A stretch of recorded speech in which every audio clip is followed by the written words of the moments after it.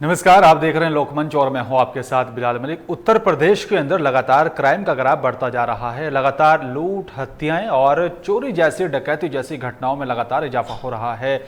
उत्तर प्रदेश का चाहे कोई भी जिला रहा हो, लगातार जो है वहां पर क्राइम का ग्राफ बढ़ रहा है। मुजफ्फरनगर में भी एक व्यापारी की गोली मारकर हत्या कर दी गई और क्राइम का जो ग्राफ है वो लगातार बढ़ रहा है। अब सवाल इस बात का निकलकर सामने आता है कि आखिरकार जो क्राइम बढ़ रहा है उसका जिम्मेदार कौन है। और सरकार भी लगातार आईपीएस अधिकारियों के तबादले कर रही है, बावजूद इसके क्राइम का जो ग्राफ है वो कम नहीं हो रहा है।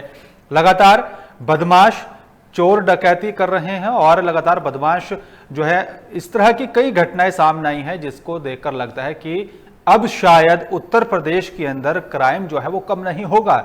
लगातार क्राइम का जो आंकड़ा है वो बढ़ता ही जा रहा है।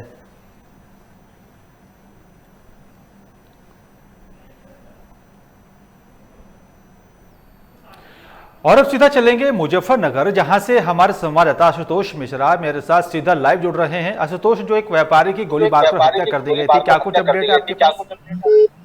जी, आपको फिलहाल बिल्कुल बताना चाहूंगा, ये पूरा मामला भोपा थाना क्षेत्र के मोहना गांव का है, जहां देर शाम दवा व्यापारी जो है वो अपनी दुकान बंद करके जब घर की तरफ जा रहा था तो बाइक सवार 3 बदमाशों ने पीछे से आकर ताबड़तोड़ फायरिंग करते हुए उनकी हत्या कर दी। और घटना की सूचना जैसे ही पुलिस वालों की मौके पर पहुंची, पुलिस ने उन्हें जिला अस्पताल के लिए रेफर कर दिया, लेकिन वहां जाने के बाद डॉक्टरों ने उन्हें मृत घोषित कर दिया।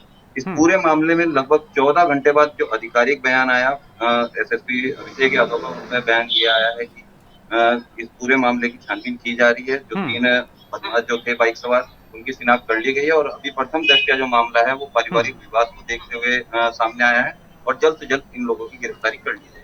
ठीक, बिल्कुल बिल्कुल। लेकिन आशुतोष, ये मामला ही पहला मामला नहीं है। उत्तर प्रदेश के चाहे कोई भी शहर रहा हो, कोई भी जिला रहा हो, या फिर मुजफ्फरनगर की ही बात कर लेते हैं, मुजफ्फरनगर में इससे पहले भी इस तरह की कई वारदात सामने आई हैं। क्या वजह मानी जाए?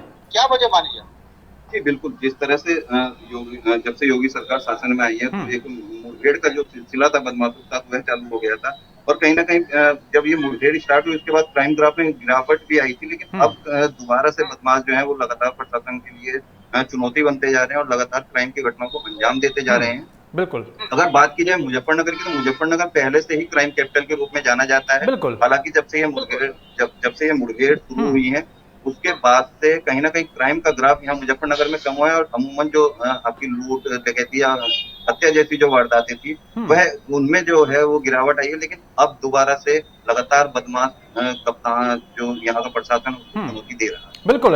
लेकिन आशुतोष, ये अगर इन वारदातों को देखा जाए या फिर उत्तर प्रदेश की सरकार की बात की जाए या फिर जो एनकाउंटर लगातार हो रहे हैं उनकी बात की जाए, इतना सब कुछ होने के बावजूद भी लोगों के दिल में एक डर का माहौल देखा जाता है। लोग अपने घरों से बाहर निकलने से पहले 10 बार सोचते हैं कि आखिरकार घर से बाहर निकलेंगे तो कुछ भी घटना हो सकती है। ये जो डर है, इन लोगों का डर जो है खत्म कब होगा?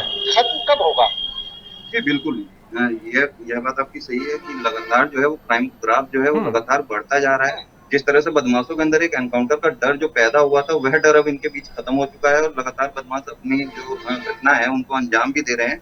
और अब यह सोचने वाली बात होगी कि अगर एनकाउंटर्स के बाद भी बदमाशों में अगर पुलिस प्रशासन का या सरकार का डर नहीं होता है तो फिर किस तरह से इस डर को खत्म किया जाएगा।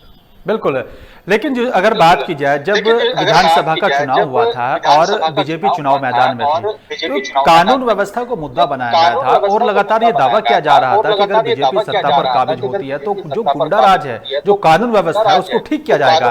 अब योगी सरकार के राज में भी अगर बात की जाए तो क्राइम कम नहीं हो रहा है।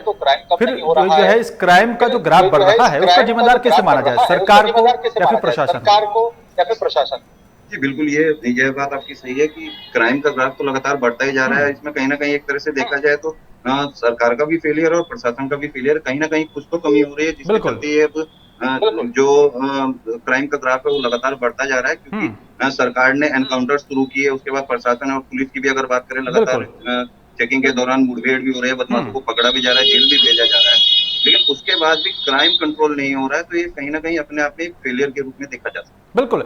लेकिन योगी सरकार लगातार जो है आईपीएस अधिकारियों के तबादले कर रही है ताकि कानून व्यवस्था को सुचारू रूप से चलाया जाए, सुचारू रूप से बनाकर जो है जनता को एक ऐसा माहौल दिया जाए ताकि जो आम जनता है वो अपने जीवन को व्यतीत अच्छे तरीके से कर पाए। लेकिन ऐसा नहीं हो रहा है। क्या सरकार और प्रशासन के बीच तालमेल से नहीं है या फिर प्रशासनिक अधिकारी जो है वो सही काम नहीं कर रहे हैं? क्या लगता है आपको?